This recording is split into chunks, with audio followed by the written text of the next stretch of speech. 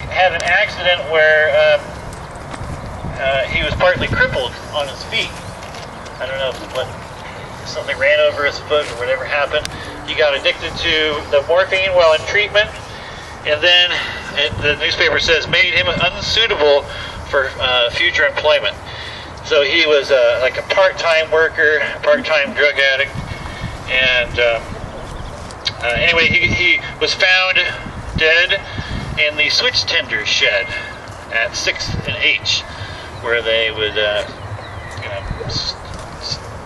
change the tracks and stuff like that. And it was assumed it was just out of despondency. And that's all we have on him. Right around the corner here is Judson Bruzy. And we're going to go to this one right here and tell his story real quick, and then we'll get out of the Judd, as he was known, was a assemblyman. He was a lawyer. He represented Amador County and then later Sacramento County. He also wrote for local newspapers, and he wrote plays. He wrote musical comedies and vaudeville sketches that were performed around the country. He also wrote a couple of plays that were satires on politics. The Assemblyman and The Boss was another one.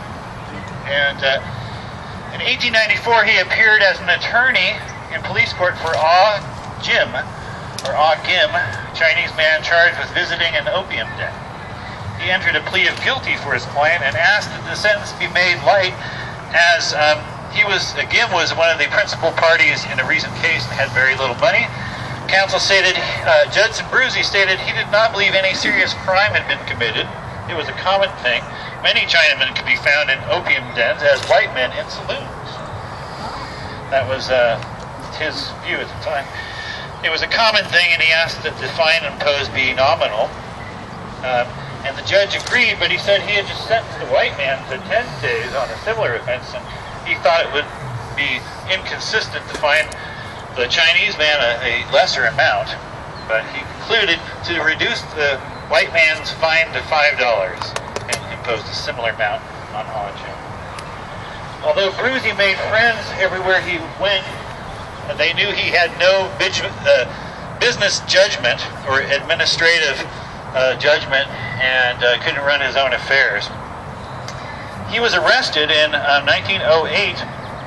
He was a manager of a surety company, an insurance company, and he was arrested in Los Angeles getting away with the money, supposedly.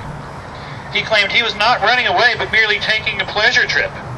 And there's some photos of Judd Bruzy passing around too, young and old Judd Bruzy. He said his wife and he were just taking a pleasure trip, and he was arrested, and they claimed he took a certified check for $500, but the books were a mess, and it could be in the tens of thousands of dollars that he had taken.